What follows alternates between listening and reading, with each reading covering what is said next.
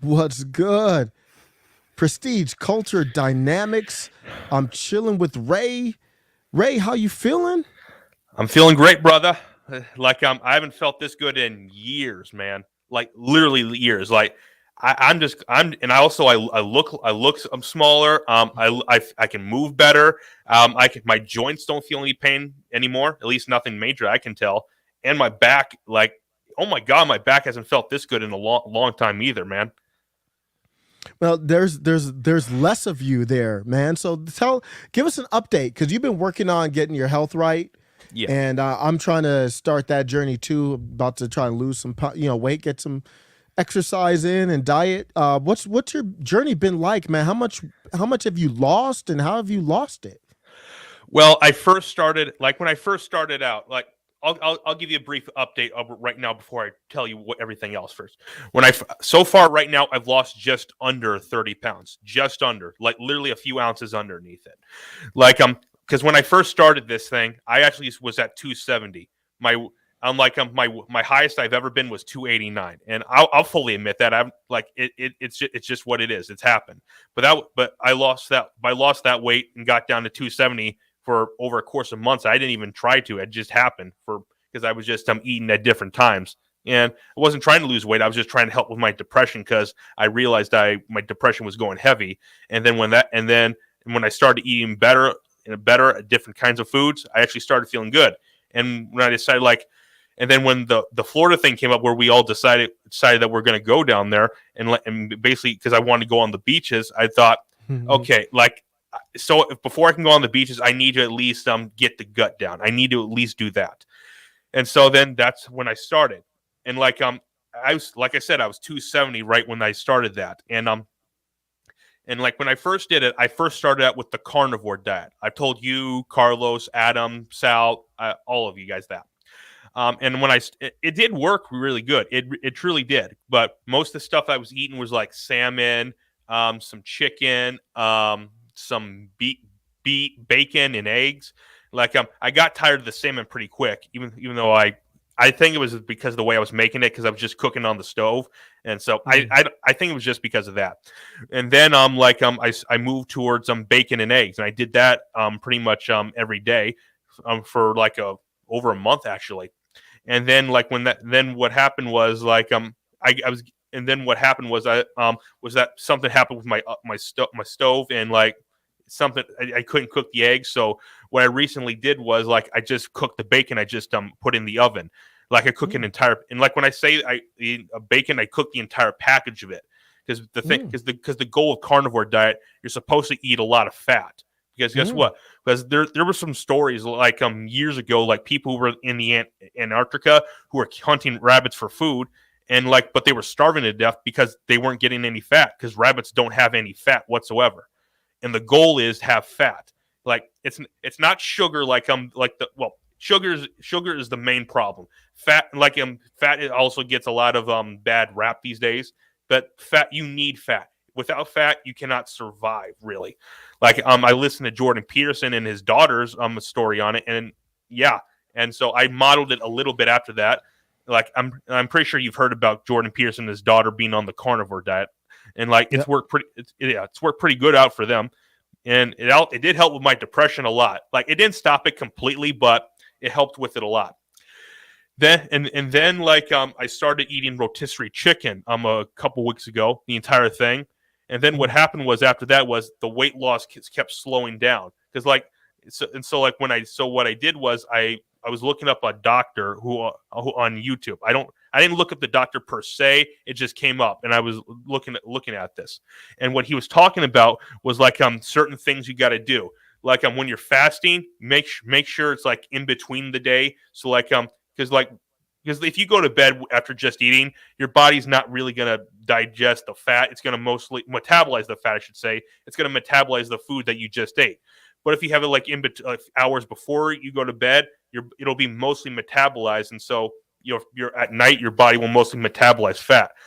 Because the key to it is is sleep is one of the main keys because that's the time where you burn most of your fat. That's the vast majority of the time. Really? Yep. Like, have you ever like got up one day and you felt like a little lighter or like you feel a little sore? What that Hmm. is from particularly if you work out, what it is like that's your body repairing itself. Because like working out, your body's just breaking itself down, and then Hmm. like when then like if you when you rest or sleep, it's repairing it. That's why sometimes you look a little you when you get on the scale, you're a little lighter. Yeah. But I did realize something when I first started this, like because I was working out every day. That was, and I didn't realize that was something wrong I was doing.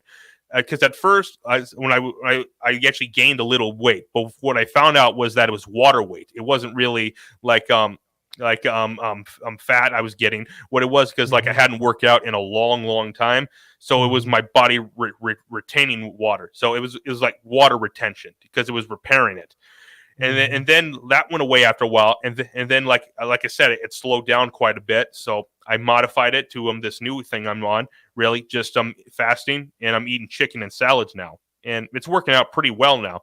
So over the last couple of days, I've lost like 6 pounds, maybe. Wow. Wow. See, my problem is sugar. Yeah. I like ice cream and cookies. Oh my. That's my biggest problem. How do you overcome the sugar problem? Well, here's the thing, though. I work in a Mhm. store where in a grocery store, so I Mhm. see a lot of. You don't know how much it pisses me off. You have no idea. Like I literally have to keep staring Mm. at it, and not be able to eat it. Or like just a couple weeks ago, like the store like they brought in pizza for everyone for all the employees to eat, like basically as a thank you thing, and I just literally had to sit there in the break room just watch people eat it. Like Ugh, that's tough. you That's have tough, man. you have no idea. Yeah. Or like on your show about almost a month ago, I saw you were drinking a Dr. Pepper on while you were doing your show, and it was like, Mm. oh my god, man, this is just pissing me off. Yeah, because I couldn't drink anything like that. Yeah, but but when I did start out with it, I did have one cheat day a week though. I did, Mm. and then I realized that it was slowing it down too much, so I had to like relegate it, like have one cheat day like once every while. So like something I'm going to try to do going forward, like every 10 pounds I'll lose, I'll have like a cheat day or something like that. Maybe not something Okay. exactly like that, but something similar.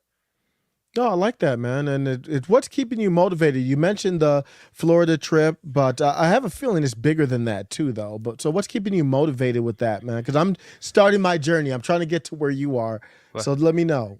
Like I said, like I told you and Carlos that I suffer from depression and anxiety. Like I suffer from severe depression. And so like when I said I lost that 10 pounds from well when I went from 289 to 270 when I didn't realize it, I was just trying to help with my depression because I you don't know what depression is like, man. Like it's really bad. Like really like it it's hard to describe it because like it's like it's so hard to even sleep. It's hard to even think or even concentrate Hmm. on work. Like Hmm. it literally gets it's like it's eating away at your psyche in a lot of ways. And so when I was doing that thing, I was mostly just eating subs, and that helped a whole lot. And depression went down dramatically. It did.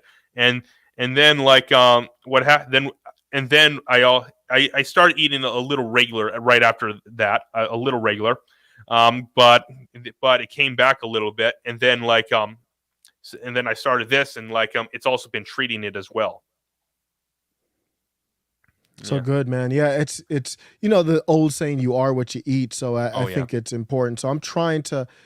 If I could get rid of sugar, I wouldn't be that bad. But I'm trying to tell my wife I don't have any discipline. So if she brings ice cream home, I'm gonna have even if it's a small bowl, I'm gonna have a small bowl of ice cream. So, Well, well, just cutting out sugar would not do it that much, really. Like mm, Jordan Peterson, he talked about like before he went on the carnivore diet, he was on a no sugar diet and he didn't lose any weight wow, whatsoever. Well, then wow. again, every human's a little different though. Hmm. So like he literally he and his daughter are pretty much allergic to everything except beef.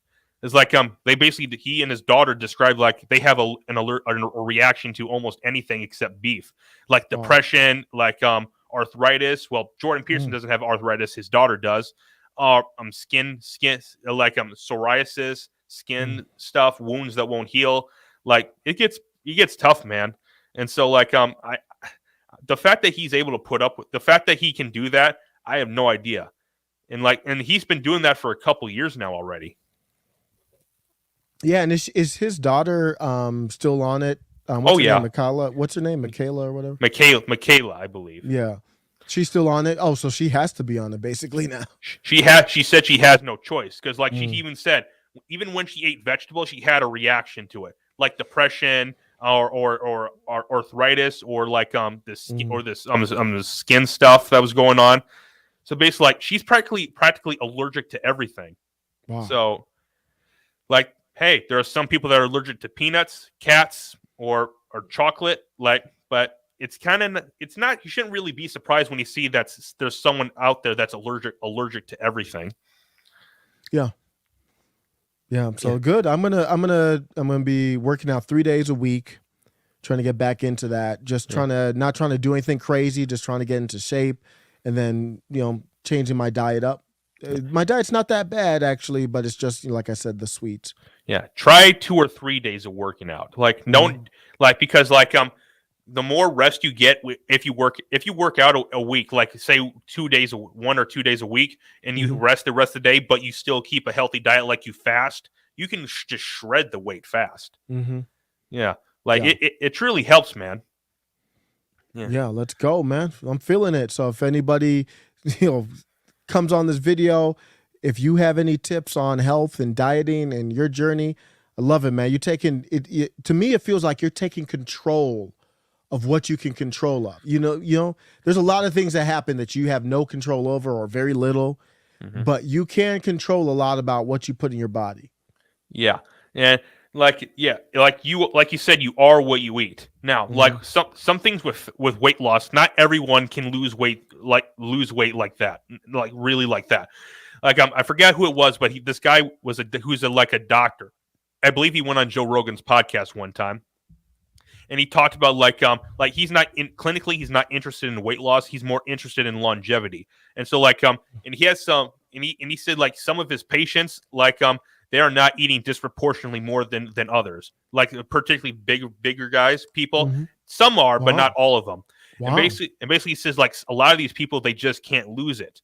And then when you look at it, he realizes that their cortisol is very high. And cortisol, like as you know, is like catabolic to muscle and anabolic to fat. It's the opposite of testosterone, which is catabolic to fat and anabolic to muscle. So it's the opposite, and it's hard to get rid of a lot of fat when you have high cortisol. Yeah, I'm not really an expert in all that. So what do you do in that case?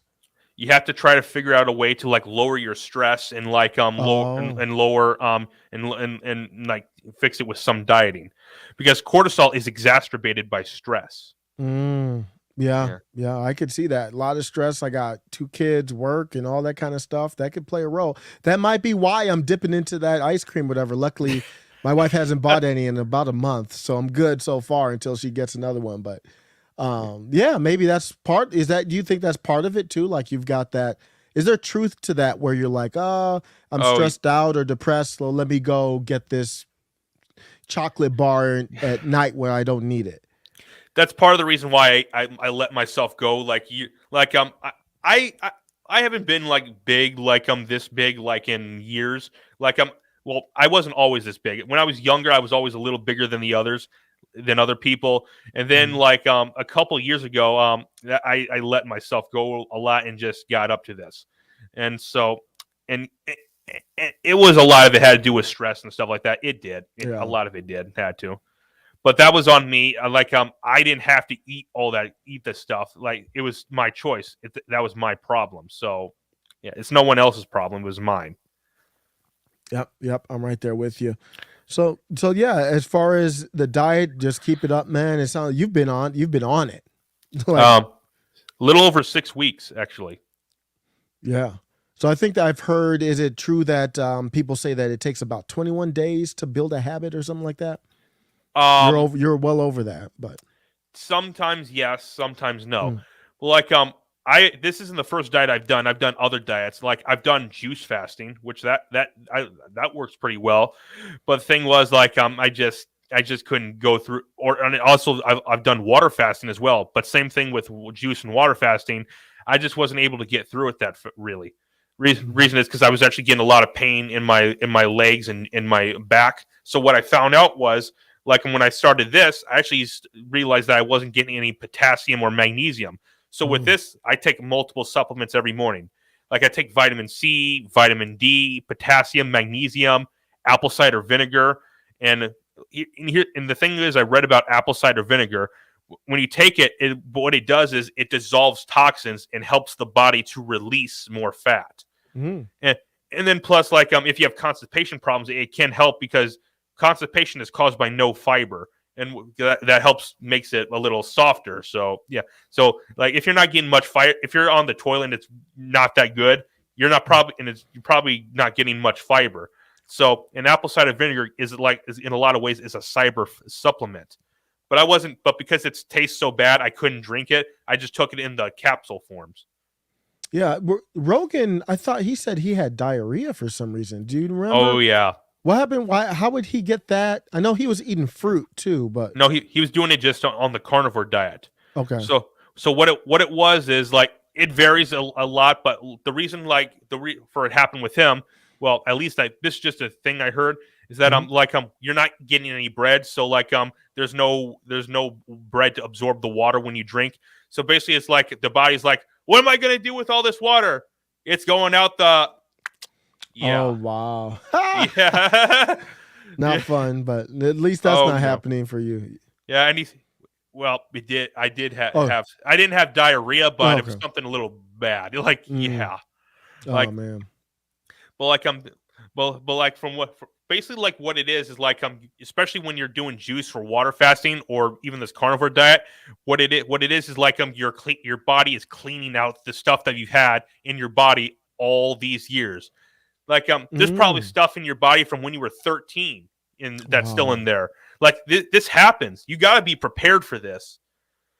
Wow. Like have you noticed something funny? Like and this has happened with me, and I didn't realize this until very recently, and then when I stopped doing it, I actually noticed.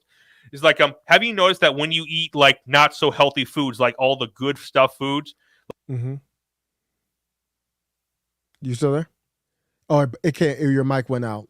But while he's going to reset that real quick, I'm interested to hear this.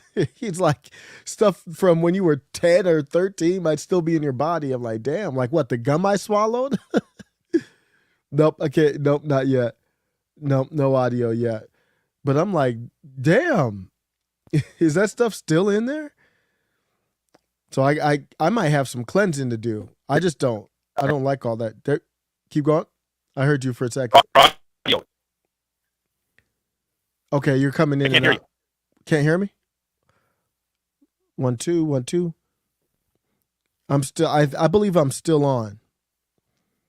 So I'm gonna keep going while Ray fixes that. I think it's on Ray's end. Test it. Can you hear me? Yep, loud and clear. You got me? I can't hear you, man. No? Did something happen? I'll test on that. You can go. I can hear you, so you can go for a second. Let me test on YouTube, see if you can hear me. I'm gonna go to the channel real quick.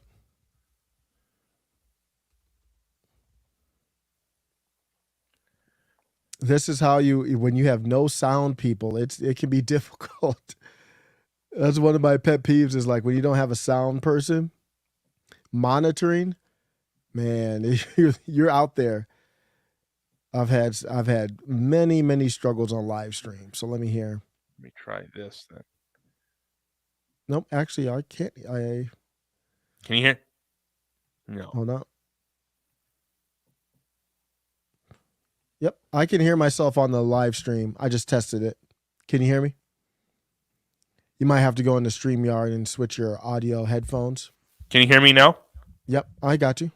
Okay. You can't. Can you hear me? I can hear you now. Yep, we're good. I don't. Like I said, I don't know what's going. There's nothing I can do to stop that, man. There just isn't. Yeah, it's hard. Like I was saying, when you were fixing it, when you're doing these YouTube stuff with no sound, people, it's difficult, man. Oh yeah. Because you have no one to be like, okay, what do I check? So you got to get, used to it. But I got you. You were talking about stuff could be in your body from when you were 13. or For even real? or even sooner than, or even later than that. And like, and like I heard this from a YouTuber. Like, you know, that guy showed you about weeks ago, Tyrone Magnus. Like, he does a lot of fasting stuff all throughout the years. Like, years ago when he was doing water fasting, like he said, like when he after like 15 days, like he had like when he was in the gym, because he drank like one of these giant things of apple cider vinegar and water, a giant cup of it, right before he went to go do a workout. And then when he was doing like one arm dumbbells, he felt something like, oh, and then we thought he was going to try to get to a workout, and then he realized like there's no way. Then he literally had to run to the bathroom, and he said he had to go into a stall, and the store was broken, like the lock wasn't even on there, and he said like, man, like it smelled like a dead body what he was pulling out. Like he said it wasn't normal. Like, You know what that reminded me of? That what? reminded me of Lil Nas X was in the middle of a concert recently, Yeah. and he had to stop the show live. Yeah. And he was like, I had to drop off some demons. And nobody asked. He just gave too much information, but that was funny. But yeah, and like you said, like after a bit, he turned and he was still in the middle of it. He turned around to look, and he says the stall was full, and like he kept trying to flush it and it wouldn't leave. He said it was like one of those. It was like a monster. It wasn't normal stuff. It's like a monster. Yeah.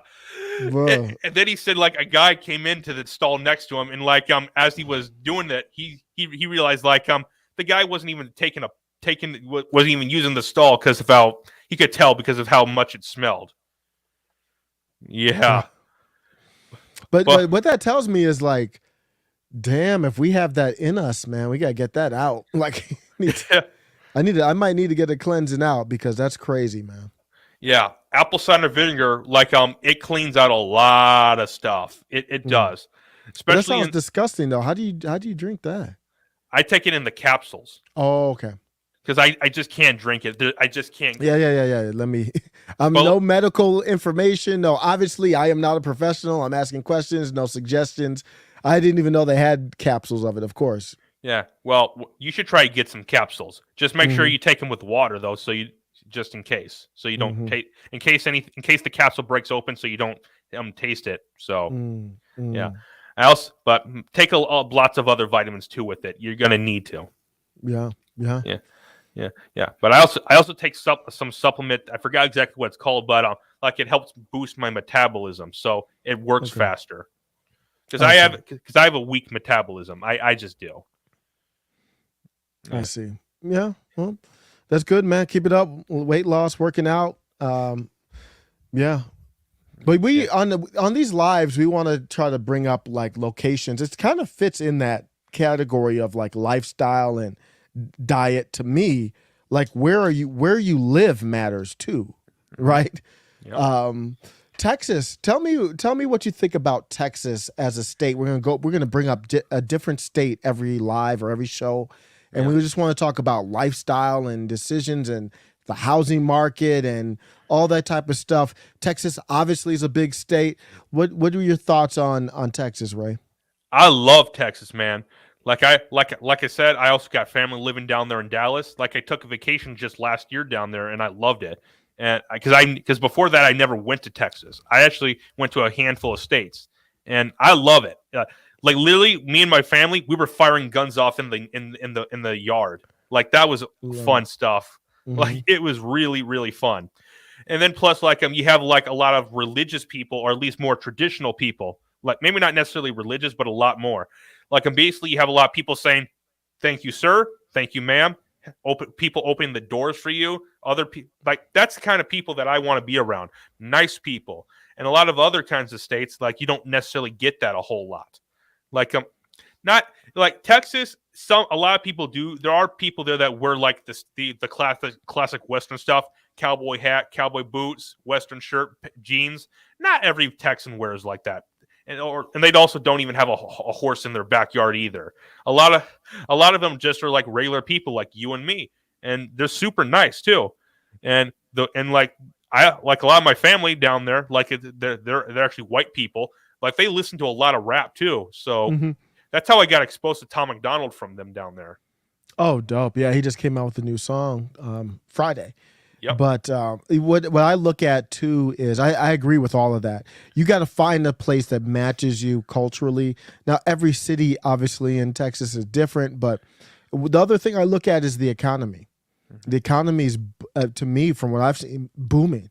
You've got Amazon, you got Tesla, HP, Oracle, there's SpaceX, a lot of companies down there. That means more jobs. You've got people who are actually flocking to the state from other states. I like to be in a state where that's happening. A lot of Silicon Valley companies are going to Texas. If you didn't know that, like Yeah.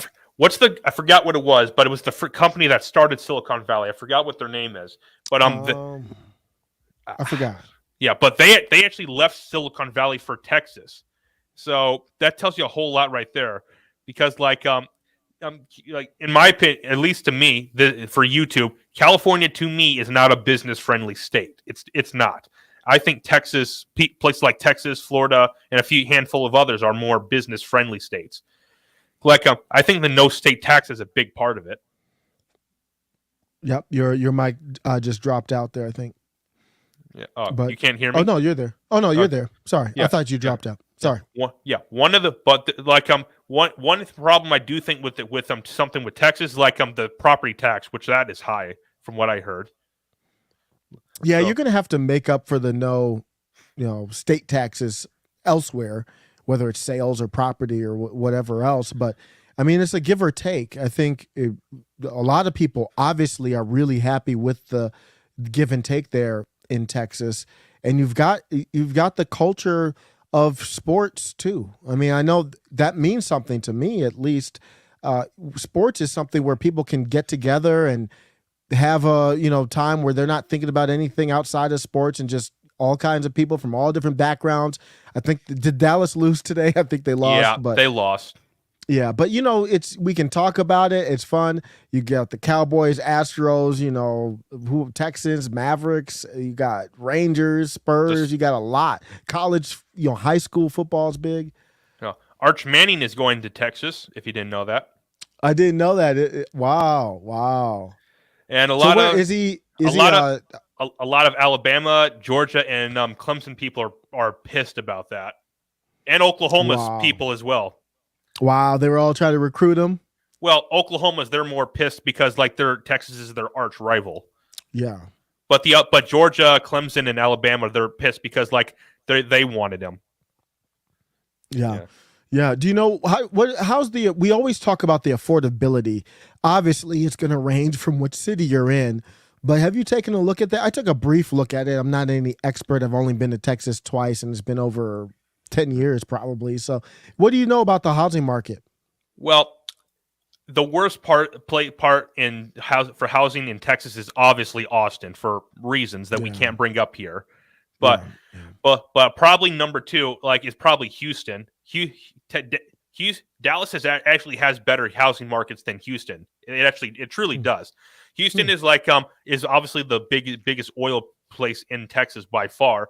And plus, they have a huge port there, where a lot of things can go in and out. So, and most people that go to Texas, they go to Austin. If not, they go to Dallas or Houston. Some of them go to San Antonio or El Paso, which I do love El Paso though. I love that. Mm-hmm. I want to go there sometime.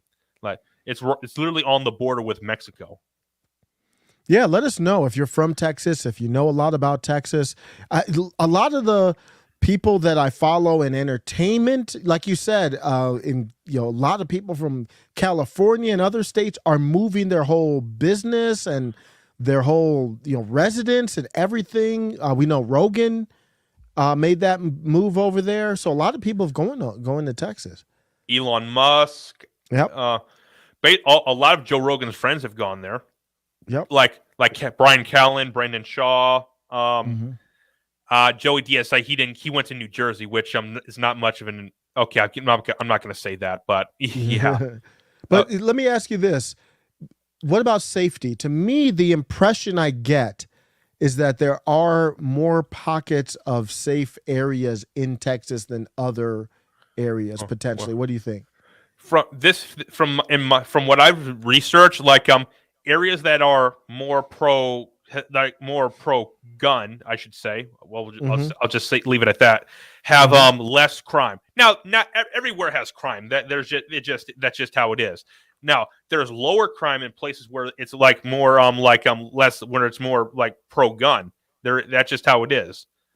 Like part of it, a lot of that has to do with if someone was going in to go to shoot to rob like a store, they're less likely going to do that in Texas than they are in California, because in California, a lot of people, very few people are allowed to have guns. And so in California, a lot of people that go into like a store and rob, they know there's probably not someone in there with a gun. Now in Texas, like if you go like in Dallas, if you walk into a store, you're well, if you're trying to think about robbing, you're less likely to go into a store because someone else will probably have a gun and just shoot you up too. There's something to that. And for me, that plays a role. Safety plays a role. Of course, it depends on the community and everything where you're at, but it does. And we talked about your carnivore diet. Where in the world would be better, Ray, than to be in Texas and be on a carnivore diet? Well, I'd like to hang out with the Liver King. I think he lives down there. Mm-hmm. Yeah, even I think so. Mm-hmm. like I'm a big fan of the Liver King, but that guy's on steroids. He just is.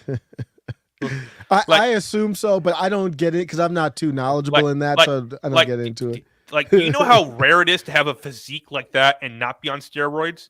You had to be you'd have to be in the 0.1% of people, like just rare genetic freaks. Like if you look at his abs, like they look like they're sculpted. Like so, like hey, I'm still a fan of him because I like that he's promoting a healthy nutrition diet with lots of nutrition and stuff like that. Like he literally eats liver, lungs, kidneys, even testicles too, which that's pretty weird though. But still though, he eats them all raw. Like I what? He eats the testicles raw? Yep, he eats a lot of meats raw. I don't know how you can do that. I don't know how. Again, disclaimer, we're just talking. We are not making any recommendations. I've heard of it. What were they called? They're called, the funny name for them. They're usually breaded and fried. I've never had them. My wife has though. The testicles. I've never had them, but she said they're just like, she said they're kind of like crocodile or, that type of meat where it's like mostly bread. Oh my god! I wouldn't let my woman eat that. I would not. Yeah. For obvious reasons, I just would not. Mm-hmm. Yeah, but like Carlos told me, speaking of like crocodiles, alligators, Carlos told me alligators, they taste like chicken. So yeah. I've had alligator. To me. Same here. It tastes like a weaker. Yeah. You've had them. It tastes pretty good actually. Yeah. It's really about the breading to me. It's usually breaded and fried. Is that how you had it? Yes, but I haven't had it in years though. Yeah. Okay. Yeah, I think they call them Rocky Mountain oysters. Is that what they call them? There's not aware of that. Name for. Yeah, let me look it up real quick. Yeah. I think Rocky Mountain oysters are testicles. Oh, okay. Yeah, I think so. And when we go down there to Florida, we should see if we can go alligator or python hunting. I'm good, man. I'm good with that for real. Yeah. I want to try it. It's a little crazy, but I'm open to like at least investigating. or at least be on a boat and just walk through, and just go through the swamp to see. Mm-hmm. Yeah. Like I've never actually seen either of them in person outside of a zoo. When my wife and I went down there, we actually saw. I don't know the difference between my 3-year-old or my 6-year-old knows the difference, but I don't even know the difference between alligator and crocodile. But we saw some in the wild. In Florida. The difference is the nose and also the color of the scales. Well, their armor. I always forget. Isn't one more like sharp and one more rounded? I don't. One's more rounded. One's more rounded, and one's more more squarish. Okay. Now, Yeah. isn't that it's just kind of weird. You know, I'm from Cleveland, Ohio. Like to see them out in the wild is kind of crazy. Yeah, like I said, there was like years ago there were a bunch of people that were just jogging around a lake getting snatched by alligators. Like Hmm. alligators didn't give a damn. So yeah, Hmm. and at the same time they try to get away from people. Yeah. Oh, yeah, for sure. They don't want to fight people. Yeah. But yeah, we were walking over a bridge and then saw them in like a little river or ravine or something like that. And then we went on an actual tour and saw a big one. Yeah. Huge one on the tour. Yeah, that thing will probably rip your head off with one bite. Yeah, I mean it's like seeing a dinosaur. You know, it's the same type of thing. Like, damn, that thing. It looks like it belonged with the dinosaurs. It technically is a dinosaur. Yeah, yeah. Same thing with lizards and birds. They're technically dinosaurs. Mm-hmm. Yeah. Yep. And the Yep. things with alligators, crocodiles, or caimans, they actually haven't changed at all in the last 100 million years. They haven't. Right. Yeah, That's my just son loves that stuff. I love it. That kind of stuff too. Oh yeah. Oh yeah. Yeah, it's pretty fun. It's pretty fun stuff too. Yeah. But Yeah. I think our determination on Texas is very positive, very open to considering that as a place to live. Yeah, and also down by Houston, it's a lot like Florida. Like it is. Hmm. Well, it's not. Hmm. It doesn't have the tropical feel, but it has the muggy feel and stuff like that. Yeah. Like I like Houston a lot, but the summers are a mofo. Like I don't know if I could live in Houston because of how the summers are. Yeah. Yeah. Yeah. It with the humidity, woo, it gets real hot. I don't mind the heat because I used to actually like the cold until this past winter here in Iowa. It made me turn against it. So yeah, I actually don't mind the heat. But like when it's like a mofo, like down in Houston, Mhm. man. Yeah. Yeah, that gets crazy. Like, I'm in Colorado now, and I'm kind of soft because there's no humidity. So when it gets hot, it's not even really that bad. It doesn't feel that bad. It feels hot, of course, but now I go to Cleveland or anywhere with that humidity. It's like even if it's not even like 100 degrees in Colorado feels like 80 in Cleveland. Wow, that's interesting. I've never been Yeah, to Cleveland. I mean, yeah, I've never been to Cleveland or Colorado. Yeah. yeah, just so muggy. Yeah. Oh yeah, it just truly is muggy. But Mhm. like down in like Tampa or Miami, I could deal with that because like at least you can have a pool down there, and plus Mhm. you have the wide open ocean where you can just like go jump in the water. Well, even though I Yeah. probably wouldn't jump in the water because I'm swimming with sharks. So No. It always made me because I used to live in Minnesota too. yeah. And it was kind of funny to see people with pools in Minnesota. Did you know people out there Yeah. had, Oh yeah. Cleveland too? I'm like, you got about what, a month or two where you could use that bad boy? And you got Yeah. to pay the insurance on it too and all that? Yeah. Unless you get one of those inflatable pools, then again you can just take that off. Yeah, yeah. But for me, I got to be in California, Florida to have a pool at the crib for sure. So, well, you can't have well down in Texas or Florida, you can't have a jacuzzi because of how hot it can get. Mm, Yeah. Well, yeah, well, dude. you can have it if you want to, but I'm saying, but it's not Mm, advised to. yeah, yeah. Yeah. So, Yeah. Ray, you wanted to talk about the pigs? Yeah, feral pigs in Texas, like feral pigs in Texas is like pythons Mm. in Florida. They're so invasive, like literally, it's not even funny anymore. Like Wow. there are more feral pigs in Texas than there are people in Texas.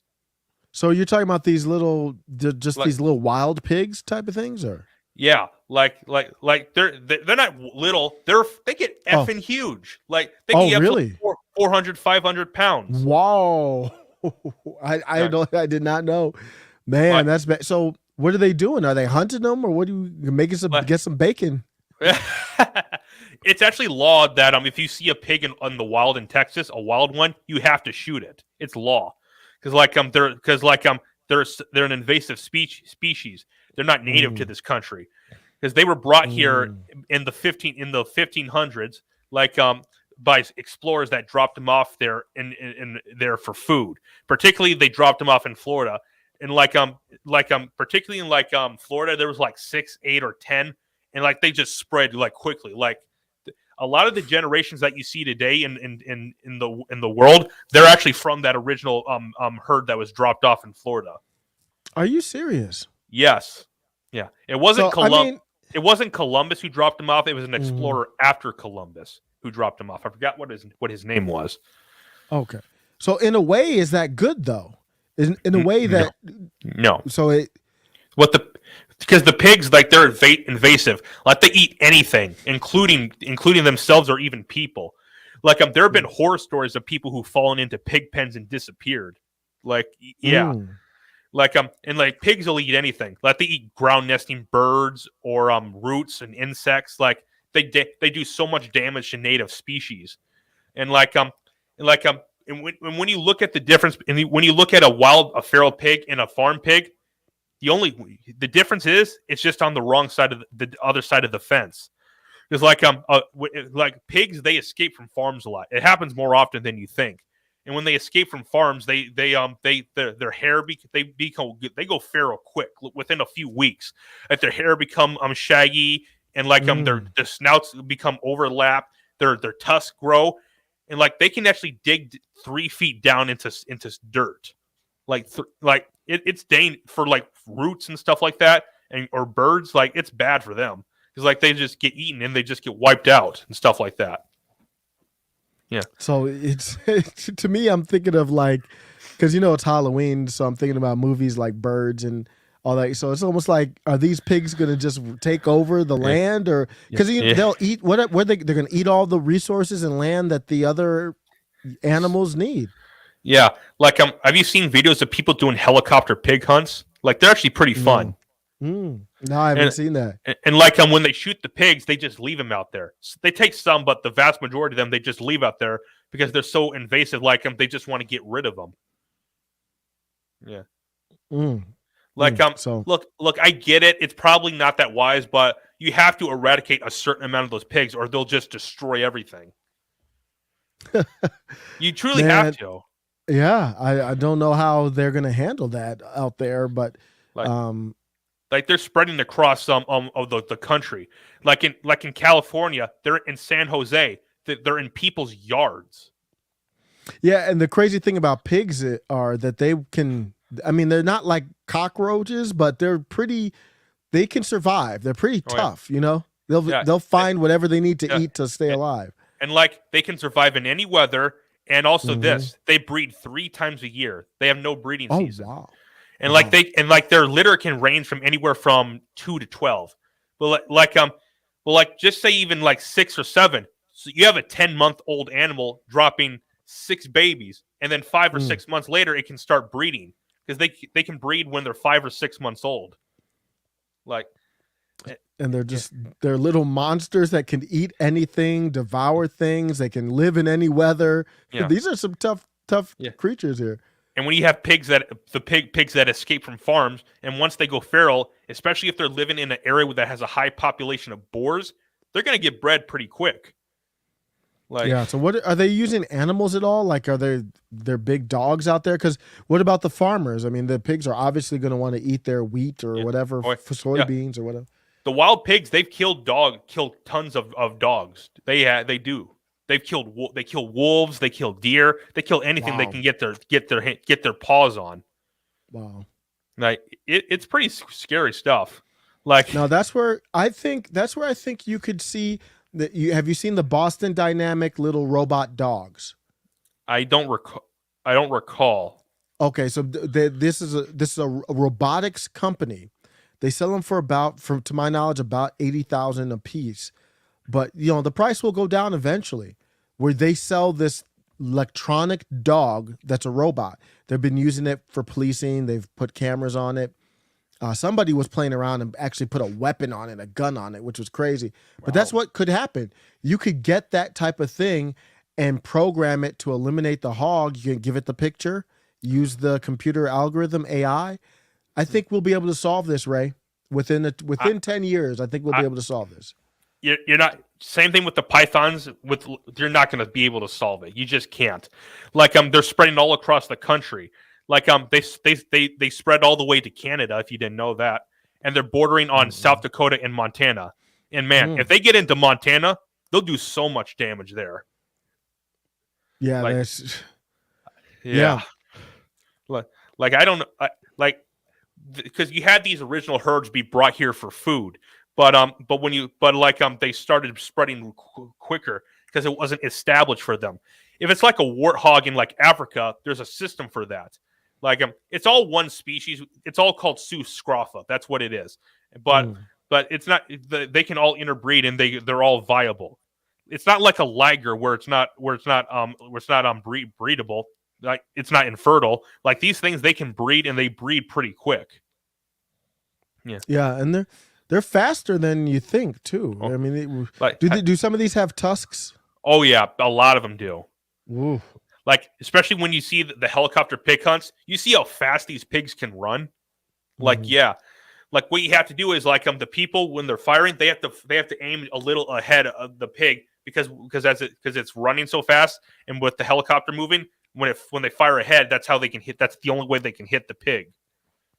Yeah.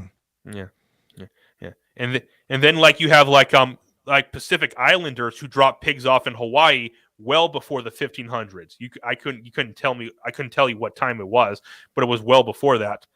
And like there were a bunch of scientists that were discussing that they really should take the pigs off of Hawaii. And a lot of the people in Hawaii were like, "Hold on. We've been here as long as the pigs. So are we invasive?" Because like if you look at like luau's and stuff like that, pigs are culturally significant to Hawaiian people. Like it's synonymous with eating pigs. So like it's at what cost? Like I don't know what to do with that. I don't know what to do. Like I don't know if maybe you could say like look, I know that these pigs are culturally significant to you, but if we leave them here, the whole island's ecosystem is just going to collapse. There'll be no lizards, no birds, no fish, no plants, no anything. Like, is it worth it to have pigs? Like, yeah. Who knows? I know. I think those type of problems, those are problems that you might have to work together. Like you said, if this is going to cross state lines, I mean, that's something where you got to work together and figure it out before it just takes over everywhere. And like, yeah, I believe there, I forgot what the island was, but there's an island off the coast of California where like, it was settled by, I don't remember what the name of it was, but like, the island was settled by agriculture. It had like pigs, sheep, goats, and everything, all farm animals.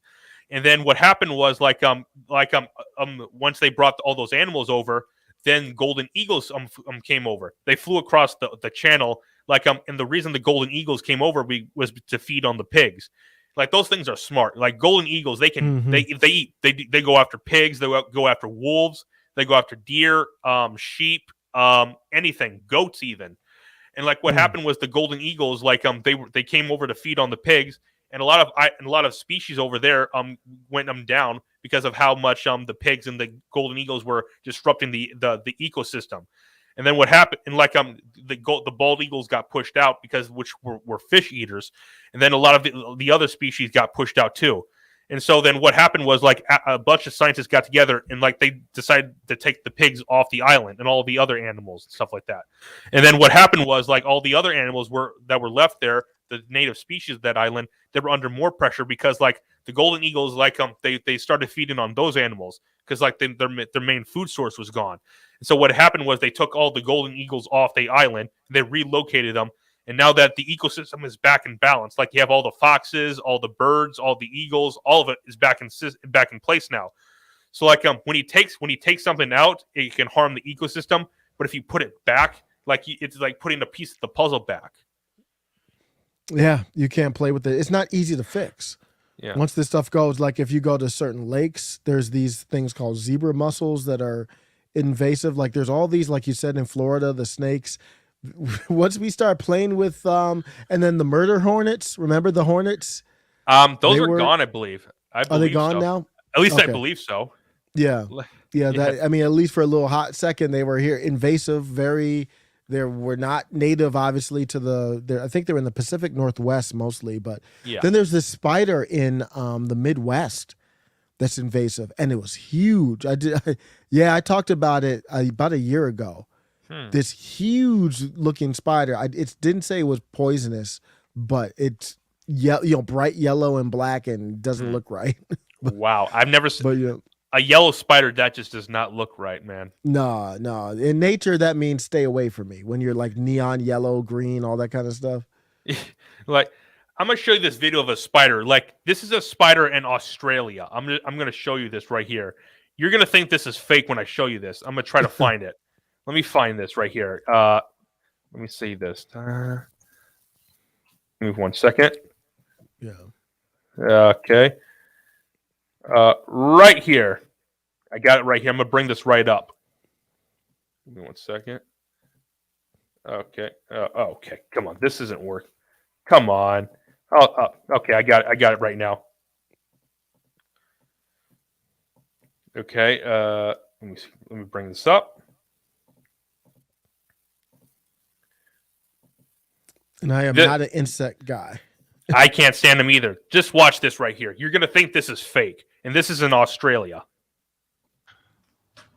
That's fucked. Holy shit. What is that? So many of them. Look. Whoa! Whoa! Did you see that?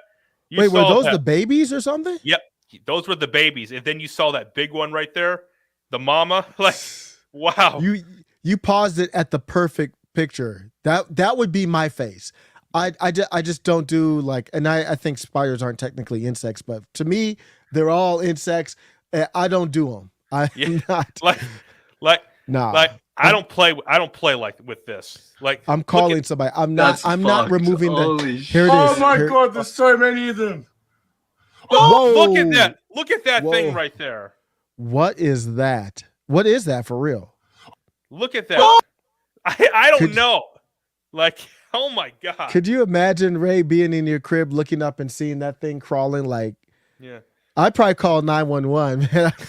Like, I need y'all to come like now. I heard a story about a guy who was driving a car through a jungle in Australia, and then like a giant spider like this jumped on the window. Like, oh my god. I would have flipped out. That thing is huge, man. That's bigger than a tarantula. Oh, much bigger. It's like I've never seen anything like that. And then it's got all its babies there too. That's crazy. And then at the same time, it's trying to get away from them, from the people. Yeah. Like you find it weird though, this perception that we have. So we have something that looks scary to us, and we try to get away from it. But at the same time, it's trying to get away from us because it's scared of us. Yeah. That's weird how that works. I know. So I think it's just your fear of the unknown. So if you grow up around a lot of those type of spiders, you might not be as afraid, but not for me. No, I do not want anything to do with spiders. Yeah. Now alligators and pythons, I can deal with that. Like, yeah, that stuff is actually cool to me. But spiders, no. Yeah, my brother actually was into that. He had a baby crocodile or alligator growing up. We had a couple snakes. We had a monitor, those monitor type lizards. He really liked those animals. I know a guy who I believe my aunt dated this guy when I was a really little kid, and like no joking, he had like I forgot whether it was an alligator or a crocodile, a giant one just running through his house, and it was his pet he was keeping. Like, yeah, we didn't do that.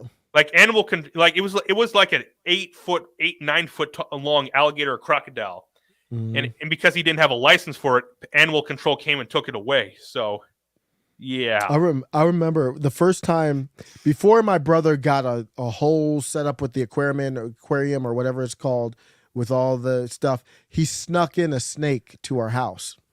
This was when I think he was in like 9th grade, around there. What was your parents' reaction to it? So here's how they found out. He lost the snake. So he was keeping it under his bed. Okay. Then he went in to look for it. I don't know, I forgot it was in a box or something like that. And it wasn't in there. Okay. So at that point the gig was up. Okay. He had to tell, and we went to, I helped him out. I was like, yeah, here's the thing, Moms. And we went to Mom's first. And she was like, every time she opened the cabinet, she'd be like, oh, and it wasn't there.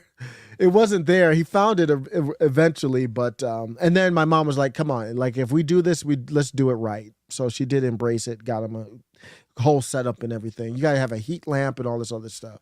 Where'd you guys find it at? I don't even remember. I think he found it like under another bed or something. Like we combed the whole house just to. It wasn't like I forgot those. It's just one of those typical snakes. I don't think it really bites or anything. Oh my god!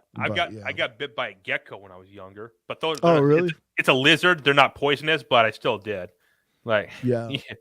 like because my cousin had one, and like I went down to the basement where she had it, and like it bit me. So I don't know why. Well, I got my hand a little too close though. So yeah. It's fun seeing I think he had to feed them the snakes. If I'm not mistaken, they were dead when he fed them. So they didn't like endanger or scratch the snake or something like that. But it's very interesting seeing a snake eat food. Oh yeah, like especially when you see a snake eating an alligator too. Oh, that's crazy. Yeah, yeah, it's crazy what snakes can do, man. And like there are videos of overseas of people getting cut out by out of giant snakes. Like it's horrible stuff right there. I haven't seen that. What, they got caught by a snake? Yeah, like a They got villager caught slipping, huh? like a villager disappeared, and then they see a fat snake, and then they cut the snake open and found out that a person was in there. Like, how do you get got by a snake? How do you get caught slipping by a snake like that? Who knows? Must have been Like an idiot or something. Well, there was I forgot who it was. There was this video I saw of a guy who intentionally got eaten by a snake just to see what it felt like. Like they filmed it actually too. Wait, what'd you say? There was a guy who intentionally got eaten by a snake, but like after he got eaten, they cut the snake open and he would say what it felt like. Like yeah. You said that. Wait, you said that. Is this real or like is this It's like real. a magician? Like it's real. David Blaine. This is like David Blaine, right? Like they do no or something. No. It's a real snake. Yeah, and the snake ate the dude, and like they cut the snake open and like to get him out. Like the guy was alive too. After it sounds like Tom and Jerry or something, or like some cartoon or something. Yeah, you would think it would be some like a Looney Tunes thing, where like you think like it's so ridiculous that it's not real, but it was real. Or there was a video of a guy who crawled into like a dead great white shark to get a fish out. Like wow. He literally crawled into the mouth of it and he disappeared, and then he came out with a fish because the shark ate a fish that he caught or something. People are crazy, man. I'm good. No, I don't need to see what it's like to be eaten by a snake. I don't need to go into a shark to get a little minnow out or whatever they're trying to do. I'm good. Who knows? Like, man, like now I will say, I will say, I would love to go like the big. What do you call the big game fishing? I just watch the videos where they're like fishing for like sailfish or something like that. Marlin, tuna, sailfish, swordfish, stuff like dope. that. Yeah. Maybe when we go down to Florida, maybe we can try that when we go on a boat. Yeah. I mean, I don't know how that works or how much it costs or whatever, but I would love to do that. Yeah, we'll have to ask Carlos that because we'll see. We'll see if he knows. See if he knows. Well, at least go on a boat and like we'll try to recreate that Giants photo too. The classic one with they were wearing Timbs, weren't they? They were all wearing Timbs and that's a classic. Who was in that photo? Odell. I remember, of course, Odell was Terrell Victor Cruz. Victor Cruz was it? He was in it. Yep. Sterling Shepard was in it. They were all in it. Wow. A lot of people were. And like what happened was like after week 17, they took a different flight away from the team that the team took.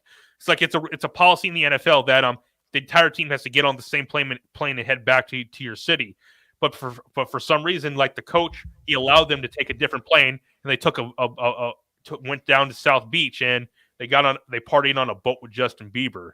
So yeah, not a good look, guys. Wait till after the season. Wait till the season's over. Yeah, and guess what? They got destroyed by the Packers a few days later. Yep, that was the game where Odell was wide open. It was early on. Eli Manning was the quarterback. I'll never forget it. And Eli dropped a dime to him, and Odell dropped it. You can go look it up right now. Multiple passes from Odell dropped. Same thing with same thing with Sterling Shepard. He dropped a wide open touchdown. It's like I forgot what it was. It was with the Cowboys years ago when Tony Romo was the quarterback. There was a photo of him, Jason Witten, and Tony's wife. They were out partying or doing something. I forgot what it was. They had a bye week, but they got destroyed the next week. They lost the playoff game. Even though they had a bye week, just by taking that photo and by putting it out there, it creates this thing. You're drawing too much attention to yourself. Like the same thing that happened with the Giants. Like everyone who was on that boat with the Giants played awful against the Packers. Everyone did, and it's like distracted themselves. Yep. Never. Everyone's learned from that. Never do that, because you lose, you will get blamed. Yeah. Yeah. But like Odell said, there's no way that you can correlate a partying on a boat a few days before the game and playing off on the game. Yeah, well, when you look at that, yeah, but guess what? It creates this sensation, hey, if you hadn't done this, what could have been if you hadn't? Yep. Because you drew too much attention to it. Yep. Because the media ran with it when it happened. Yep. But you said you wanted we could close with martial arts. Oh yeah. I'm a huge. If you didn't know this, I'm a huge martial arts fan. If you didn't know that, a huge one. When I was younger, I did taekwondo. When I was young, but I only lasted a week, and I only did it for a week. My uncle on my mom's side, he's actually a black belt in taekwondo too. Yeah, but taekwondo from what I've learned as I gotten older, it's not the best martial art form. It's incomplete. You hear since the 70s and 80s, people were brainwashed to think that taekwondo was by far the best martial arts, and it's not. The best martial arts and the most true martial arts of them all is jiu-jitsu. And once I drop a lot of some of this weight, I'm actually I'm thinking about taking Brazilian jiu-jitsu. Yeah. Wow, I don't know all that. I know Rogan, obviously. What does he know? Do you know what he's in? He's a jiu-jitsu guy. He's a black belt. Okay. Yeah. A black belt jiu-jitsu. Wow. Yeah. And but martial arts as a whole, here's the problem with something. A lot of people when they decide they do a specific martial art and they just stick to it and they only want to practice that. They don't want to practice anything else. And oh, it just went out. Is that just me? Okay. So we'll pick it back up where you're talking about type of martial arts people want to pick up. I have not done martial arts since I was Can you hear me? Yep, got you. Okay, you can. So yep. So you were. Well, I was gonna say I haven't done martial arts since I was in second grade or something like that. I remember we were supposed to do tumbling, some type of drill where we tumbled, and I couldn't tumble, and I can tumble now. I'm not a flipper. I can't flip. I can barely dive in proper. I can swim, but I can't dive. So I'm not very acrobatic. But I remember crying because I couldn't tumble in the thing. That's the biggest thing I remember. But you were saying that some people don't like certain types, is what you were saying? Well, people think. Well, there's some people who practice only their martial art and nothing else. They don't want to take anything from anywhere else. And it was really Bruce Lee who is by far the greatest martial artist of all time. It's not even close. I'm a huge Bruce Lee fan, and he was the first guy to really think that you should combine all these different martial arts styles. Doesn't whether you're a karate dude or a jiu-jitsu guy, combine a little bit, combine it all to become a truly good martial artist. Not just of your particular martial art, but of martial artists in general. And Bruce Lee was actually kind of the first guy to do that, really. Yeah, from what I see, Bruce Lee got a lot of people hype, back in the day on martial arts and all that. Nowadays, is it UFC? I'm not a big UFC guy. Is that what's getting people hype on it now? Well, Bruce Lee, he still even he made untold millions. His style made untold millions of people sign up for martial arts classes, and that still actually drives today why a lot of people still sign up. UFC Wow. does play a part in it, but Mm. Bruce Lee, his style, it does. It drives it. The thing for me is self-defense. Like I mean, it's just good to have just from self-defense standpoint, right? Yep, that and discipline too. Mm-hmm. Yeah. Now, have you ever seen that dude that does the police videos? I don't recall actually. Which one The is guy, it? the guy who like says, "Hey, if somebody has a gun to your head or something like that, here's how you." Have you seen that dude? Are you talking about this fake martial arts stuff? Like, Yeah, I mean, I don't know if it's real or fake. He looks fake, but I can't even. I love fake martial arts stuff because, like, I just can't stop laughing at it. Like, as a matter of fact, I want to play with something.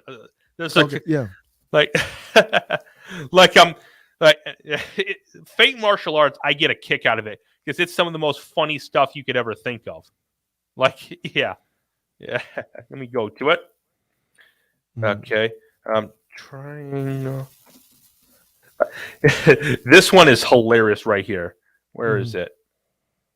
Where is this? Trying to find it.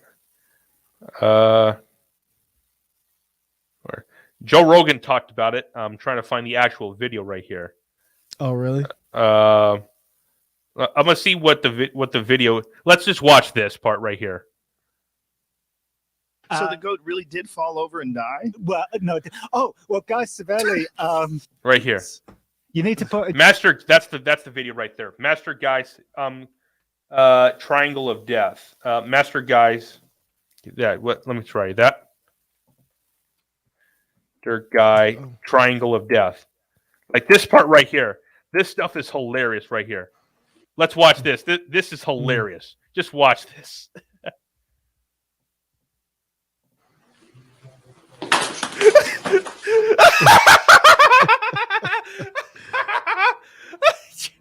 like it's just a bunch of pokes. And look at the little end part. Like that's probably my favorite part right there. Like, oh my god. Oh my goodness. Like, I get a kick out of fake martial arts. Like, yeah. So look up Detroit. I think it's Detroit Urban Survival. Have you ever heard that dude? Let me look that up. Yeah. Detroit Urban Survival Training. Yeah, he does videos that go viral. Train with Dale, Detroit Urban Survival Training. Let me find a video right here. Right here. Okay, okay. I can already tell this is gonna be funny. One second. Let me bring it up. He is hilarious, man. I don't know if he's true or I don't know. You tell me from what you know. I wonder if Rogan's ever talked about him. I don't know. Let's see. Look at this. Okay, I can already tell. It's no, fake. they're making fun of him. See, the way that worked was. Let's go again. They're making fun of him. The way it works is you have to dodge it and grab the bullets. What the? You see how No, that's not the real one. They're making fun of the guy. And then They're making fun of the guy. Look for the. He's a big dude. Look, do another search. They're making fun of him in that video. And here, have you noticed? That's him. That's him right there. That's him in the middle. Yep, that's him right there. Have you noticed something about fake martial artists? Like they always use these very technical terms, like your C6, C7, your cervical disc. I'm gonna attack the cervical disc through the carotid artery. Like, yeah. This is my dude here. He is hilarious. Let's see if they got him. I want to see a mix. Detroit Urban Survival Training. What you what to do if you're surrounded by a group of men and they attack you. So if they come at you, what you don't want to do is try to stay in the middle like you're a martial arts karate movie, moving in a circle, trying to block, trying to hit. That's not gonna work. So if they try to grab and then try to attack you, and you try to back up, this is what's going to happen. As you try to back up, you're going to get swarmed, and you're still going to be dominated, and you're going to lose. Here's something though: if you're being swarmed by a bunch of dudes, they're all going to kick your ass. You're not going to be able to fend them off. Like I can already tell this guy, this is fake martial arts right here. Yeah, I can already tell. This is going to be funny. What you should do is this. That's not gonna. What is this? What is And as you this? can see, when you move in a circle around the crowd, you're able to attack each attacker That was- individually. No, you can't. I No, think you that- can't. That does not work that way.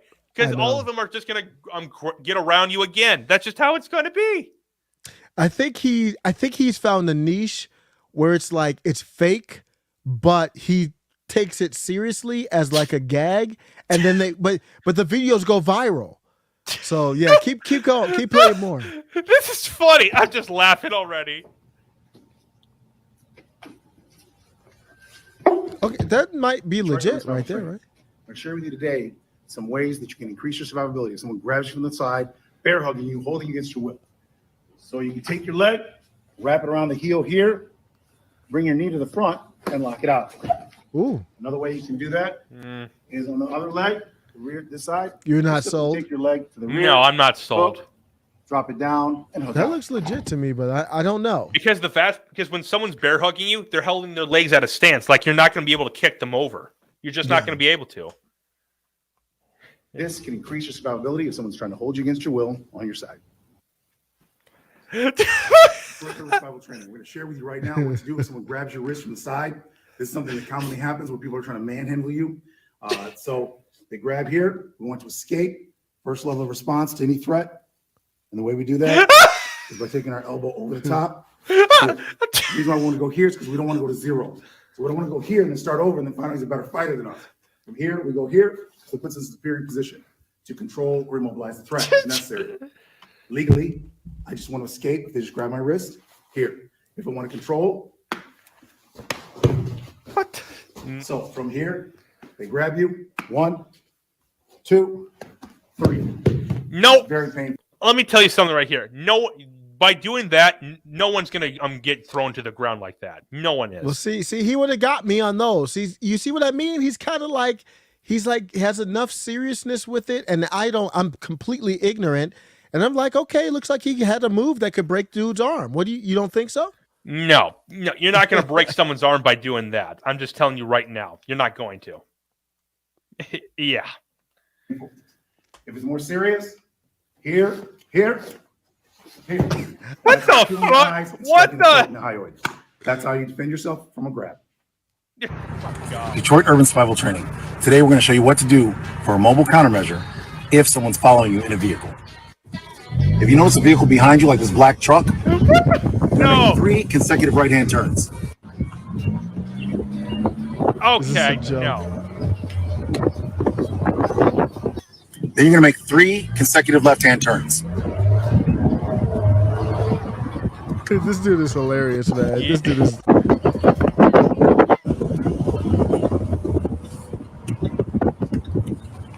If the car is still behind you and you look back there, they're still there, you're going to go to the nearest police station and call 911 on the way.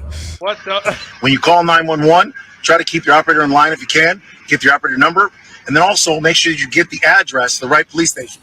In this case, it's 12th Precinct here in Detroit. And you'd also make sure when the vehicle comes by, they drive by you, you try to get their license plate number. Don't move. You move up. Look. What He's gonna in get the? somebody- Survival training. I'm going to share with you right now. He's gonna get some somebody options killed you with have that can these. increase your survivability. Yeah. If someone placed a gun to your throat in close quarters, and this is what happens when someone wants to do some incredible harm to you. If they want to take you somewhere, take you hostage, or if they want to torture you. So this is a position you would find yourself in, and instead of allowing them to do that to you, or just allowing them to kill you, here's Something here. No one is gonna actually put a gun to your throat like that. This isn't the movies. This is real life. If someone's pointing a gun at you, they're gonna point it directly at your head. That's what's gonna happen. They're not gonna point it at your throat. Yeah, it's straight up out of like a 90s movie. Yeah. some options that may increase your survivability. What you can do, number one, is you have to move your head offline from the line of the trajectory of the bullet at the same time that you pull the wrist in. So step one, head goes back as hand is pinned in. This does not take strength because you're just pulling your hand in, which causes a lock on the wrist, which also articulates the barrel away from you. Two, your fingers go here, thrusting into the eyes, and you're thrusting Okay. forward. You're not just You see how touching the stupid- eyes, you're actually thrusting This is- in, down. This is And stupid. from here, if you don't want to take them to the ground, you would This just one is redirect stupid, the barrel for sure. here. I know. This would give you control and the ability to use the weapon, or if you don't want to shoot them, to back them off. The choice is yours. Detroit Urban Survival Training giving you intelligent options to increase your survivability. Well, I gotta see that. Detroit Urban Survival Training. We don't encourage anyone to fight or to resist, but if you do decide to resist, what we want to do is make sure you have intelligent options. This is biomechanics, understanding how the body works. So this position is when a minor is pushed, so the minor is not injuring another minor, or in this case, fighting a larger adult. What he's going to do is a body drop. So he's being pushed back. And plus, he's wearing a mask on top of that while he's doing it. That just, yeah. Back by a much larger person. He drops down by stepping off, line, underneath. Let me tell a small guy like that is not going to do that to it like a big dude like that. That's not going to happen. No. You're not going to happen. Yeah. No, you're not making like a 250-pound dude fall on his ass like that. A 180-pound dude is not going to do that to someone. No, you fall to the ground like that. He runs away in freedom. Yeah. And he didn't actually impact the person. He didn't punch them, which means you can't be charged with a crime. So this is a way to defend yourself safely and create the most nonviolent outcome, but also avoid being sued or having an injury resulting in a prosecution. No.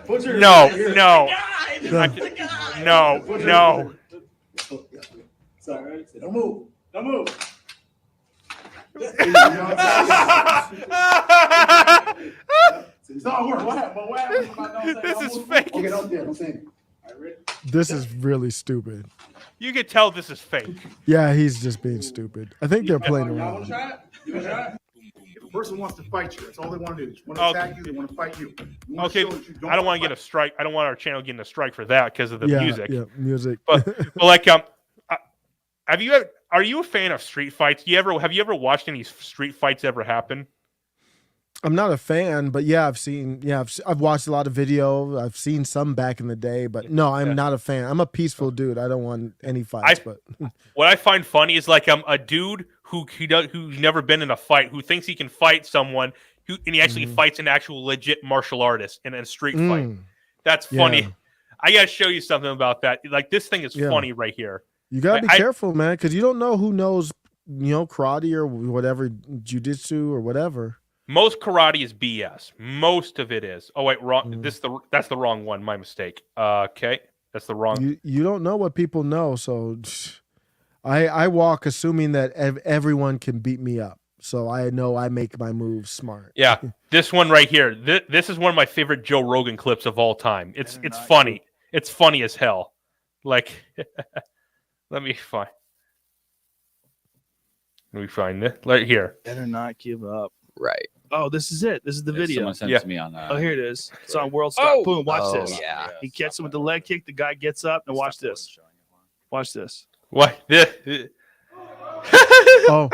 Boom. Strong leg Perfectly kick. timed. As soon as that happened, you got to start. Watch this. Oh, he's done. yeah. Out. Go from the beginning, though. In the beginning, you see. It's long. It's 2 minutes long. Yeah, but the beginning, you see how the fight starts. So this guy, the guy's like, "Come on, motherfucker, you want some of this?" He's got his shirt off, and the guy's like trying. He's by himself, and he's like, "Oh, we'll do one-on-one. He fought another dude first. Did he? Yeah. Yeah. This guy. This is the guy he legs kicks, and after he leg kicks this dude, the other guy says, "Come on, Look. That dude doesn't have a wife beater on. give me some volume on this." This is what's going to get taken down. Oh, Is he going to put a... Is it gonna get taken down from I'm YouTube? trying to keep it. Oh, from okay. being So you taken turn it down. Yeah. So the guy's like, "Come on, man." So like, it's just one dude by himself with a bunch of other dudes, but he steps in. This guy knows how to fight. Look at this, throwing a jab, and then watch this, leg kick. Look. Oh yeah, he does. Oh, They're going at it for a yeah, quite a that's bit some for real it. stuff right there. Yeah. No. Yeah, but That's that's it some right real there. Leg stuff. kick. Yeah. Boom. And What's he cracks funny him. is And people so then the who- guy's like who think realizing they can he's in just trouble, fight. and so he They starts can fight backing away, anyone. and the guy's coming People- forward. and He's like, they're- "Come on, and people- bitch." And so people then who can't the other fight, guy they think they afterwards can goes, fight "Oh, anyone." You think you're gonna leg kick? Gonna leg kick? Yeah. So he comes back. He's like tired of this dude walking away from him, and he's like, "I fucked this dude up with one punch." Yeah. And he wants it back up. And so this guy goes, "You want a leg kick? You want a leg kick?" Look at this. Here, This right part's funny right here. You don't want to fight, dog. It's cool. You don't want to fucking kick. It's all right. Don't worry. You want to kick, homeboy? You want to kick? Yeah, You want to kick, homeboy? Watch. Yeah. He takes a puff of his cigarette. Watch this. He's like, I'm gonna try you. He takes a drag of his cigarette first, and then takes his shirt off. Guy yeah, has takes a no takes a idea whiff how of to cigarette fight, and takes which his is shirt hilarious. off. Fat, not shaped. Oh my god. But people are so ridiculous with this idea that they think they know how to fight. Yeah, Bang! Out cold. yeah. As soon as the dude did the leg kick, that was your warning. That was your warning to kind of play it off and be like, you know what, I was just joking with you. I would have taken off. Yeah, I would have been like, you know what, I was just playing with you, bruh. Yeah. When he did a little leg kick, nah, man. I find street fights funny.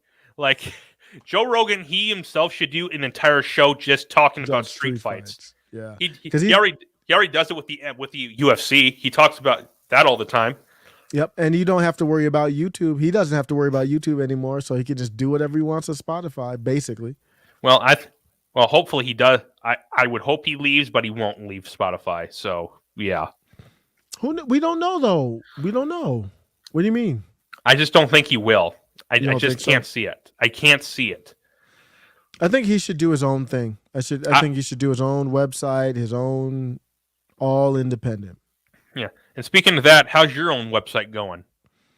I'm all right. Yeah, I just launched it. So putting stuff up on it. So I have to get. I don't know anything about marketing and all that, so it's there. But I'm happy about it. Is your entire library on your website? Not right now. I have to manually put the link in there. So I could put it all up there, but it's all linked back to YouTube. So it's not like it's backed up or anything. Maybe so I just have my recent videos. What you should do, try to take the actual video and post it on your website. Your entire library. I think that's a good idea. I have to look at the hosting. I wouldn't have enough space, I don't think. But I'd have to look at that. What you can do, get a bunch of hard drives and just download them onto them, and then just upload them one at a time. Mm-hmm. Yep. Yeah. And so in case you ever get nuked by YouTube, your entire library is still together. Yep, for sure. Yeah. But yeah, Ray, what's any last thoughts or anything before we head out? Yeah. Hopefully me and Sal don't have to fight some idiot when we go to the nightclub like that. Yeah. You don't know who has a weapon or who knows what. Yeah. Yeah, it's pretty funny stuff though. Like I like watching street fights, especially street fights when people who think they can fight but they have no idea how to fight. Yeah, like you saw right there. I don't like that. It reminds me of people who start talking about topics and they don't know about the topic and they got a lot of energy about it, and you can tell they don't really know. It's like, yeah, that's not a good combination. So you want to take off your shirt and all that, and you want to fight. You don't even know how to fight. You don't even know. You don't know your you don't know your enemy. You don't know how well of a fighter your enemy is. Yeah. You gotta figure that out before you take off your shirt. Like I gotta find out. Like that first guy, his warning was was when he first got punched. That was his warning. The moment that happened, he should have backed off immediately. The jab, when he was throwing the jabs? Yeah. Those look like well-formed jabs, and he was like doubling up on the jab, wasn't he? He looked like he had like a whap whap. Yeah. Yeah, like, come on, at that moment. Like, come on, biatch, you want to play? You want to fight? Yeah. That's not a normal dude. So I'm not getting into, I'm very like strategic. I need to know how good my opponent is.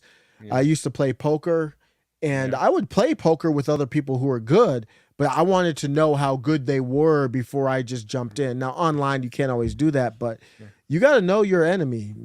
Yeah. Don't just jump into stuff. There was a UFC fighter years ago who went around Seattle dressed in a superhero costume and fighting people, like actually doing it. Because like in Seattle, there's a law where like if two people mutually agree to combat, neither of them can be arrested. So, and guess what? Basically, him walking around in a superhero costume, he was kind of inviting it. So, and basically, like these people think they could just kick this dude's ass, and they find out that this guy can actually fight. So, yeah, man, if somebody's walking around in a superhero costume, the last thing I want to do is have any type of beef with them, because I think they're a lunatic. Yeah. And I don't. My dad always said, "Do not get into a fight with somebody who has less to lose than you." Oh yeah, and he obviously was in costume and fooling people, but You got to have some principles, some kind of common sense out there. Yeah. Like, did you see Deontay? You know Deontay Wilder in boxing, right? Mm-hmm. He had a fight, like, was it yesterday or was it the day before? Oh, really? Oh, I haven't followed that closely. So yeah, because it was his first fight since losing to Tyson Fury, and he actually I forgot what the guy's name is, but he knocked him out in the first round. Wow. Yeah, like it was disturbing. Like really? like Deontay Wilder, if you don't know, he actually started boxing because so he could help his daughter, really, which just so he can help like feed her and help her get treated and stuff like that. And he became a bronze medal in the Olympics when he was in his early 20s without any training whatsoever. Wow. Yeah, I don't know that much about them. I just know the names. I'm not a big UFC. These are UFC, right? Boxing. Oh, these are straight up boxing. Okay. Deontay Wilder's a boxer. Yeah. Yeah. Yeah, I don't follow them. I'm a huge boxing and UFC fan. My heyday of boxing was back with Holyfield and Tyson and and even Riddick Foreman. Bowe. Old Foreman Riddick Bowe was in there. Old Foreman was fighting. Yeah. Who were the big ones? Lennox Lewis was the big one. Buster Douglas. Back in the day. Yep. Buster Douglas knocked out Tyson, and then what happened after that? Did Tyson? He got heavy. And then Holyfield just whooped his ass. Yeah. Holyfield was a tank, but we used to have I was in Michigan at that time, and I was in a dorm room where we rigged it where we had all the pay-per-view 24/7. They would have like adult programming and all stuff throughout the day. We had it free. How'd you do that? They back then things were so crazy. It was like in the closet. Somebody did something where they could just make it free. So we got all the pay-per-view events. I think I saw Tyson bite off Holyfield's ear live, pay-per-view. Yeah, but that's how old I am with boxing. I don't know any of these new cats like that at least. Yeah.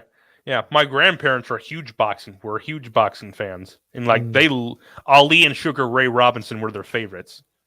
Yeah, Ali was great, man, because he was a performer. He was a showman. Very smart dude. Extremely bright. You don't actually see that too much. Am I wrong there with boxing? I don't really see. I don't want to like stigmatize all boxers, but he stood out with his intelligence. Tyson Fury is a very intelligent boxer. Yeah, Lewis was too, I think. Joe Frazier, Kenny Norton. I like Ken Norton. Yeah. I'm a huge fan. And Foreman knocked both Norton and Frazier out in 2 rounds. Well, Foreman, you're talking about Foreman in his prime. Oh yeah. I mean, Foreman was a scary dude back then. I mean, when Ali beat him, he got beat up. He let Foreman. Yeah, he let Foreman the tank just keep on going. That's a heck of a way to get a victory. Like even when you block those shots, those hit somewhere. Yeah, a shot from like Foreman or Tyson or Holyfield or even Ali, like one shot from them to a regular person would kill the average person. Yeah. That's why I was like, I don't know if you saw where Tyson got into that little dust up on the plane. I saw that. I saw it. Some person was egging him on, and then Tyson got up on the chair and was just like, Yeah, I don't blame him. No, I don't. No, not at all. But I mean, now I don't know what happened, but I think he was going to get sued or something like that. But I think it was dropped, I believe. Oh, good. At least I believe so. Okay. Yeah, I could be wrong. I'll have to look more into that we'll do that. Yeah, but yeah. But yeah, what's up with boxing? What's up with boxing? Everybody talks UFC now. Is boxing even relevant anymore? I know. Oh, it is. Is it? Okay. Like fighters get paid like $50 million a fight. Like those are the big fights. Now, aren't they doing a lot of these celebrities fights now? Yeah, these YouTubers fighting. Logan Paul with them fighting Floyd Mayweather, which was awful. Yeah, that was terrible. Yeah. Like did you see like Floyd actually probably not Paul out, but he just grabbed him right before he hit the mat? Did you see that? I actually saw that. I actually saw that match live. Yeah, it was stupid. Floyd was just playing around with him. Yeah. Yeah, it's clearly obvious. It's clearly obvious just by the way that Logan Paul was just punching him. Like, yeah, it was just pretty obvious. What about Jake Paul? Is Jake Paul a real professional boxer Yep, now? yep, he is.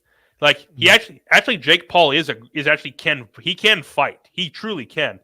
Like, did you see what he did? Has he lost yet? He's been beating people up. Yeah. Did you see what he did to Tyson Woodley? No, I did Woodley? not see that one. No, I did not see that one. I can't show it here because we would get a strike. But like once the live ends, I'll show you that clip of him knocking him out. Like it's really scary. Like literally just KO'd him. Yeah. So who's Jake Paul? Is he gonna fight Silva? I forget. I don't remember who he's gonna fight next, but he has a fight coming up, I believe. Yeah. Wow. Like a few months ago, there was a possibility of Logan Paul fighting Mike Tyson. Oh wow. Tyson's older now, but he fought Roy Jones Jr. He fought Roy Jones Jr. if you recall. Yeah, that's right. That's right. Roy Jones Jr. was one of my favorite boxers. Right in my heyday. I'll never forget. He hit. Was it Virgil Hill in the ribs? I think it was. I believe it was Virgil Hill, and just crumpled him with a. Roy Jones. He was a showman. He didn't have great competition though. Yeah. During that time frame, he never really fought anybody great, did he? I don't recall off the top of my head. Yeah, but go look at Roy Jones's like highlight off of YouTube. Oh yeah, it's so good. It's so good. Yeah. You saw the fight between Tyson and Roy, right? Like I think so, but that was whack though. It was kind of Tyson clearly won the fight, but it was decided at a draw. I just remember it being kind of lame to me. Snoop Dogg was the commentator on it, and like one of the lines he said was hilarious. Like my favorite line he said was, "Man, it's like two of my uncles fighting at the barbecue." Exactly. yeah. But that was only wasn't that only 3 rounds? It was a short one, right? I believe it was 6. Oh, was it a 6-rounder? Okay. I believe so. I could be wrong about that, but I believe it was.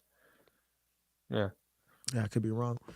Yeah, but Tyson's still training, I believe, right? Oh yeah. Have you seen like his highlights of training? Like it's scary, man.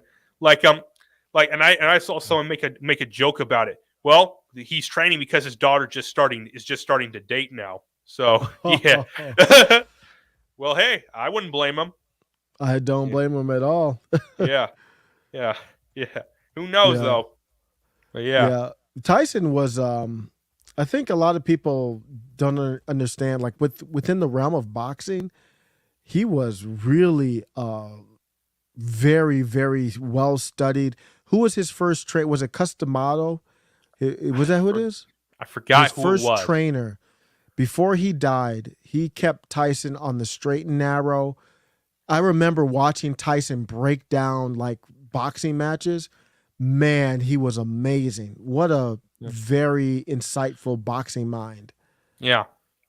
And guess what? If it wasn't for Mike Tyson not taking Buster Douglas seriously, we could have had like an undefeated Tyson versus an undefeated Holyfield. We could have. Because we were getting close to that fight. But because Tyson didn't take Douglas seriously, yeah. Yeah. That was after Customato died and Tyson was not the same guy. He was a partier. Yeah. Mm-hmm. Yeah. Yep. He was a partier beforehand, but not nearly as much as he was afterwards. Yeah. Yeah, he got crazy. But, yeah. I mean, but yeah, Tyson said it best. It's hard to fight a guy that just won't quit. Mm-hmm. Yeah. Because his mom died a few days beforehand, and he just wouldn't quit. Yep. I'll never forget that. That was. I don't think I saw that one live, but it was like a real. Was that the first round? No, it wasn't the first round, but he got Tyson. You could tell in the first round he wasn't right. Yeah, he was not right, and like the ending part has been always questionable. The 10 count that when Tyson was called knocked out. Like if you watch closely, it's like it was speeding up, like getting fast. Like right when he was getting up, it was just like 10, 9, 10, like 8, 9, 10, something like that. Which is pretty odd when you look at it. Like I don't know if it's just me or not, but it was pretty odd. Yeah, it was. It was. I agree. Yeah. Yeah. Like, I think Tyson probably would have won if he wasn't got knocked out right there. He probably would have, but it still would have been like a really close fight. Mm-hmm. Yeah. And that was probably it was probably it's one of the best fights I've ever seen, in my opinion. One of them. Yeah. Yeah. But me, the three best fights of all time are in order. You can have them in either way you want. Ali versus Frazier 3, Ali versus Frazier 1, and Ali versus Foreman. Those are the three greatest fights of all time, in my opinion. Yeah, those are memorable. I'm trying to think. Those are the classic ones. Yeah, Rumble in the Jungle was just I did not see that live, obviously, but just watching it back, it was magical. Or when Ali fought Floyd Patterson, where he kept saying, "What's my name?" Like, yeah. Those are classic boxers back then. Floyd Patterson, and I liked the Oscar De La Hoya, Shane Mosley, Tito. What was his name? He was Tito. I liked Tito. They called him Tito. I forgot his name. Yeah. Oh man, he was a good fighter back in the day. Sugar Ray Robinson. Oh yeah. Yeah. Mm-hmm. Yeah. I think Ali and Sugar Ray are the two greatest of all time. You can have them in either order you want, but I have Ali 1 and I have Sugar Ray 2. Mm-hmm. Yeah. Yeah. But all right, Ray, that was cool. Did you have anything else? Make sure to make sure to subscribe to this channel, guys, because like once every week or once every 2 weeks, we're gonna try to do an episode on this channel right here, and we're actually gonna have more content, more shorts come out on this channel pretty soon. You posted one, but I haven't posted any yet. We're gonna try to start doing that more often pretty soon. For sure, man. Check it out. Comment, like, subscribe, and we'll have some more content for you. Yeah, it's all culture. Yep. Hopefully we can get Carlos to come on here sometime. Oh, for sure, man, and have him talk about culture, man. I love what he does with outside of his normal stuff with the Transformers and all that. That's great. Yeah, I'm trying to get Black Pegasus. I'm talking to Black Pegasus to get him to come on my show in the next few weeks. Black Pegasus, man, is what a dude. What a good dude, man. Oh yeah. When especially in the music industry. Yeah. I have never been in the music industry, but I used to hang around with a lot of underground hip hop artists, and they would tell me what stuff would go on. And most people, not most, but a lot of people are just dirty. Yeah, they're he just can trying rap, to survive. man. Yeah, he's a good dude, talented, marketing mind. You can see how his channel's blowing up. Yeah, I want to tap into his mind about his marketing, man. He's really a good marketer. Yeah, and when we go to Florida, when we get on a boat, we won't play any '90s R&B. No, we won't. But I might put on some Ice Cube or Eazy-E, though. Oh, for sure, man. Yeah, maybe some Tupac. Maybe. Why maybe you had some strength on that? Maybe. I'm with you. I like Tupac, but I'm not the biggest Tupac fan. I'm more of a Tribe Called Quest type or Q-Tip type dude. But why was your maybe was strong there on the Tupac? Yeah, I'm just saying. I'm just throwing it out there. Yeah. But Ice Cube and Eazy-E are my all-time favorite rappers. NWA, Ice Cube, Eazy-E, man, I love that. Dr. Dre. Mm-hmm. Yeah. Yep. Yeah, my father got me into them. Yeah. Oh, good. Yeah, I grew up on them, so I understand. Well, I remember getting this stuff on tape, so we'll talk about that in another episode. Yeah, he always told me that my grandpa always told him that whenever because my father, whenever he was playing the music, my grandpa always told him, turn that SHIT off. Osiris? You there, buddy? You there?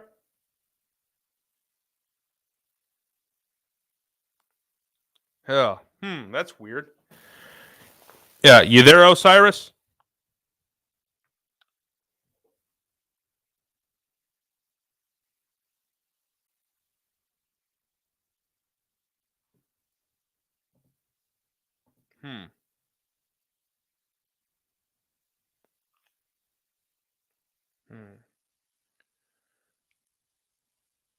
Camera cut out.